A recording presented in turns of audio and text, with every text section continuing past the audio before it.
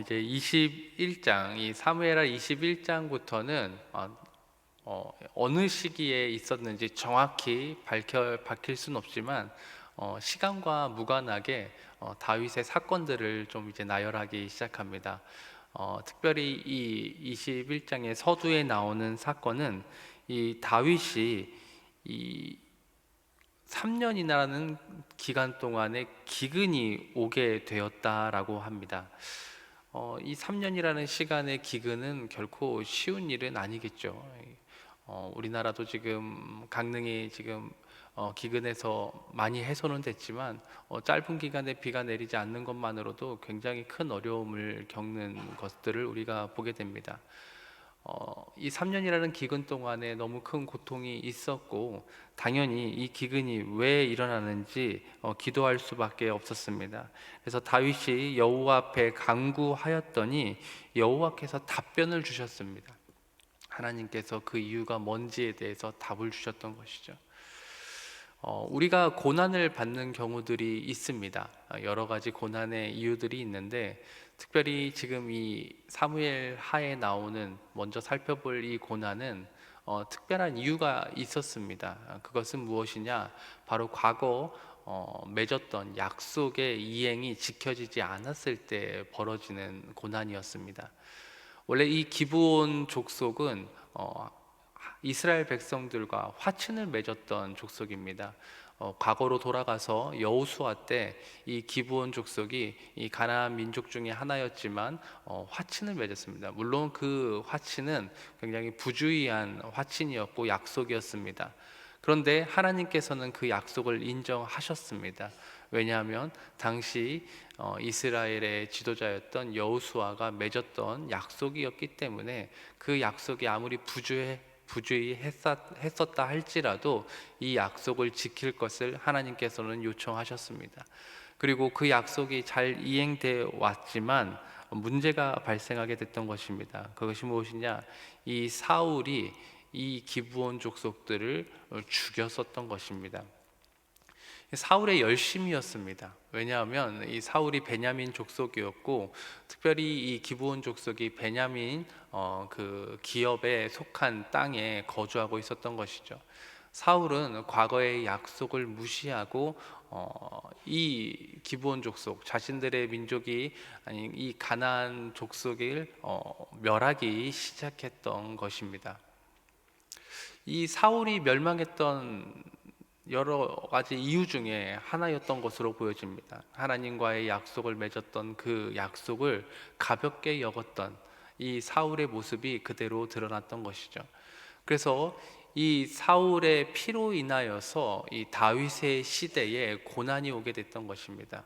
결국 그 지키지 못했던 약속 때문에 큰 고통이 있었던 것이고 하나님께서는 그 원인을 밝히 보여줬습니다.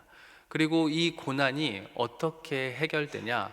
바로 그 사울 집안의 민족들, 사람들 남아있는 그 사람들을 죽임으로 말미암아 이 기근이 해결되는 것을 보게 됩니다. 그렇습니다. 우리가 어떤 약속을 하나님과의 약속이 있었을 때에 그 약속을 가벼이 여기지 않는 것이 매우 중요하다는 것을 우리는 기억해야만 합니다. 그 약속이 이행되지 않을 때에 우리에게 고난이 올 수 있음을 기억하시고 어떤 작고 사소한 약속이라도 하나님과 함께한 약속이라면은 그 약속을 이행하는 것이 우리가 고난을 피할 수 있는 중요한 요소임을 기억해 주셔야만 합니다. 오늘자 날주입니다. 에스겔서 28장 말씀을 보겠습니다. 에스겔서 28장 말씀입니다. 28장 2절 말씀 보도록 하겠습니다. 에스겔서 28장 2절입니다. 다 같이 함께 읽겠습니다. 인자야 너는 두로 왕에게 이르기를 주 여호와께서 이같이 말씀하시되 내 마음이 교만하여 말하기를 나는 신이라 내가 하나님 자리 곧 바다 가운데에 앉아 있다 하도다. 내 마음이 하나님의 마음 같은 채 할지라도 너는 사람이요 신이 아니거늘. 아멘.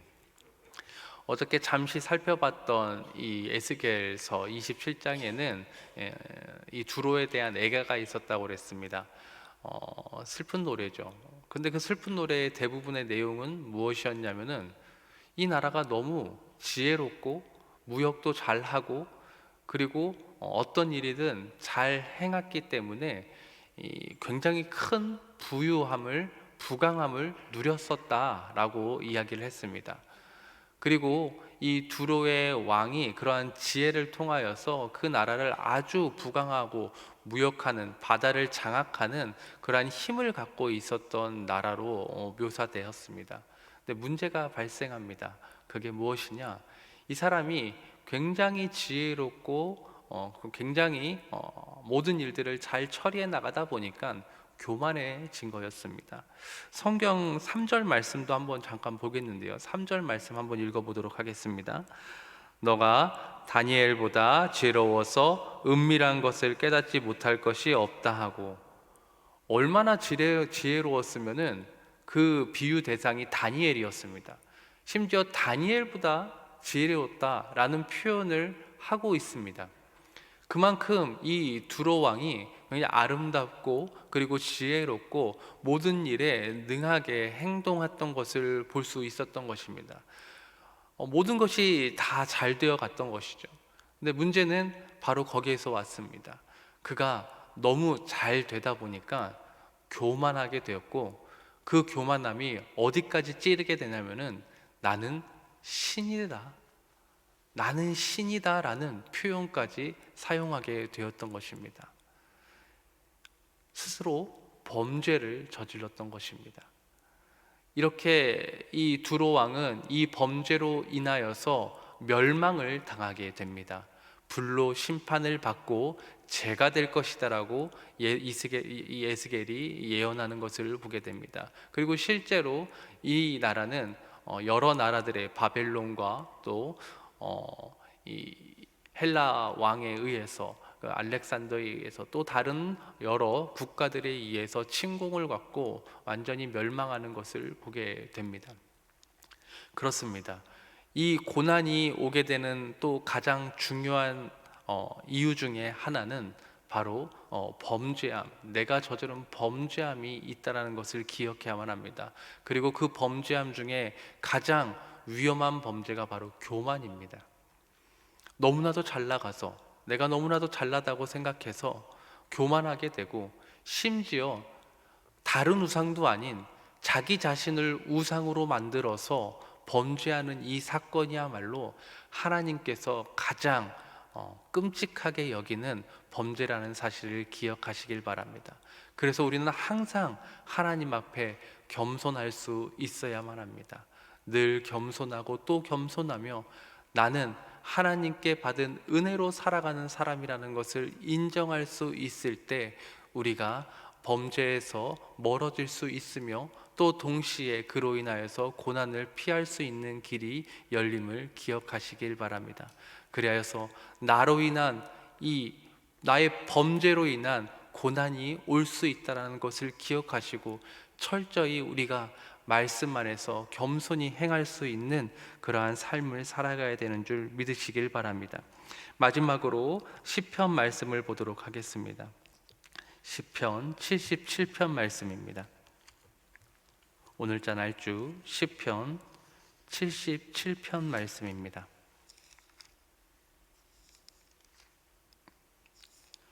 시편 77편입니다. 11절 말씀, 77편 11절 말씀을 보도록 하겠습니다. 다 같이 함께 봉독하겠습니다. 곧 여호와의 일들을 기억하며 주께서 옛적에 행하신 기이한 일을 기억하리이다. 아멘. 끝으로 우리가 고난받는 이유를 살펴보려고 합니다. 이 시편 기자는 오늘 이 77편의 내용들을 보면은 굉장히 근심이 많고 마음이 상하고 어려운 가운데 있음을 고백하는 것을 보게 됩니다. 아무리 하나님을 찾고 찾아도 하나님을 만날 수 없다라고 도무지 만날 수 없다라고 고백합니다. 마치 욥이 고백했던 것처럼 이 시편 77편의 기자는 그렇게 고백하고 있는 것입니다.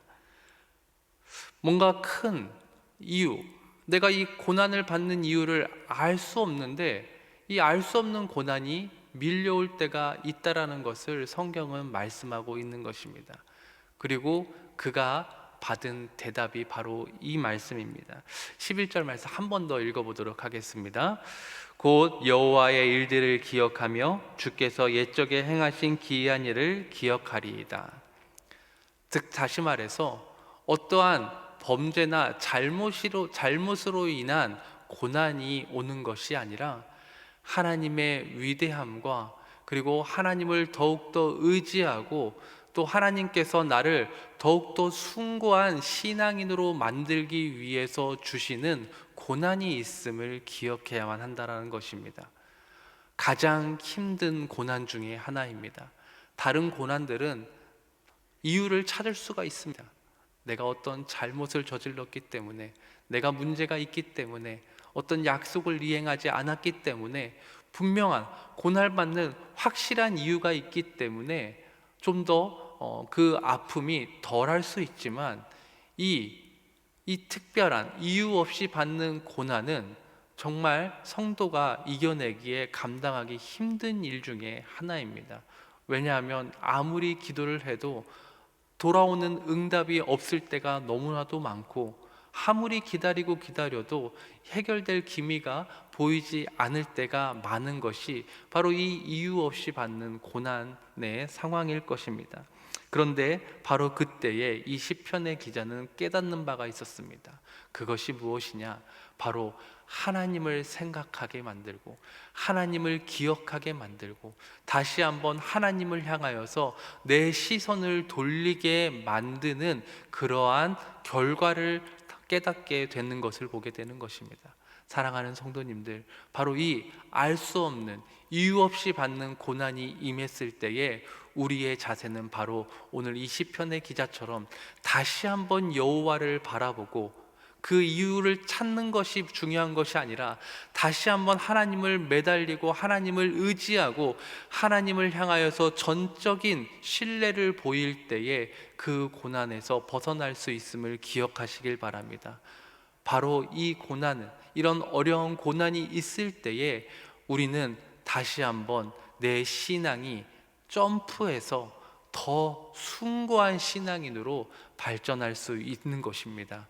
그리하여서 오늘 날짜에서 살펴본 것처럼 다양한 고난들이 올 수 있지만 그 고난의 결과는 우리 모든 신앙인들에게 있어서 결국에는 하나님을 더욱더 의지하고 붙잡고 하나님의 위대함을 깨닫고 하나님을 찬양하고 그분을 높이기 위한 과정임을 기억해 주시길 바랍니다.